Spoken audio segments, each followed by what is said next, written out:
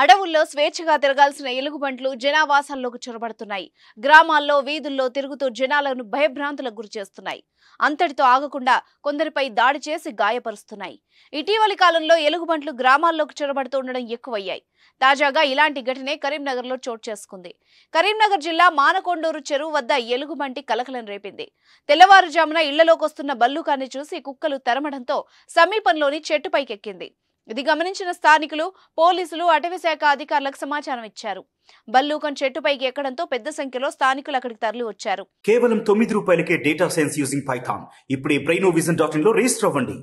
జనాన్ని చూసి ఎలుగుబంటి అక్కడి నుంచి పారిపోయే అవకాశం ఉందని గమనించిన పోలీసులు చుట్టూ పహారా ఏర్పాటు చేశారు. స్థానికులు అటుగా రాకుండా చర్యలు చేపట్టారు. ఎలుగుబంటి భయపడి చిటారు కొమ్మల్లోకి ఎక్కడంతో పడిపోతుందని ఆందోళన వ్యక్తం చేశారు.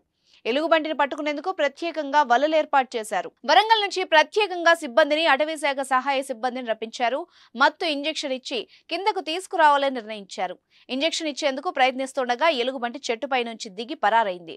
సమీపంలోని పొదల్లోకి వెళ్లడంతో గాలింపు చేపట్టిన అటవీశాఖ సహాయక సిబ్బంది మత్తుమందిచ్చి పట్టుకున్నారు.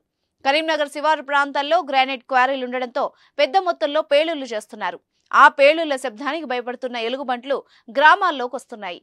కరీంనగర్తో పాటు శాతవాహన వర్సిటీలో పలుసార్లు బల్లుకాని గమనించిన అటవీశాఖ అధికారులు చాకచక్యంగా పట్టుకుని అడవులకు తరలించారు.